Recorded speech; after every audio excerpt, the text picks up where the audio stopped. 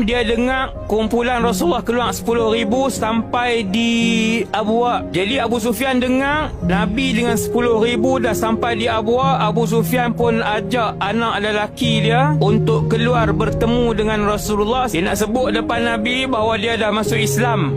Abu Sufyan pun dia pun berselimut, dia menyamar. Maka nak elakkan dia dibunuh sebelum orang tahu, Nabi tahu dia masuk Islam, dia pun menyamar. Akhirnya dia masuk dalam gerombolan yang besar itu dan dia mencari Rasulullah SAW. Dan kemudian dia jumpa Nabi Muhammad. Dia pun depan muka Nabi SAW. Dia pun buka muka dia. Nabi tengok muka dia, Nabi kenal. Dia kata, "Wahai pesuruh Allah, aku dah masuk Islam." Nabi tengok muka dia. Kemudian Nabi tengok ke arah lain, sallallahu alaihi wasallam. Nabi ni payah nak paling muka daripada orang. Tapi bila kejahatan yang dia buat, permusuhan yang dia buat, dia lead pembunuhan yang banyak kat atas umat Islam ni, Nabi tak boleh tengok muka dia. Nabi kalih arah lain. Abu Sufyan mai depan Nabi, Nabi kalih arah lain. Kemudian Abu Sufyan duduk depan Nabi. Dia kata, "Aku sepupu kamu, wahai Muhammad. Aku dah masuk Islam." Nabi paling ke arah lain. Nabi tak senyum kepada Abu Sufyan. Habis dia. Akhirnya Abu Sufyan menjauhkan diri dengan Rasulullah pada ketika itu.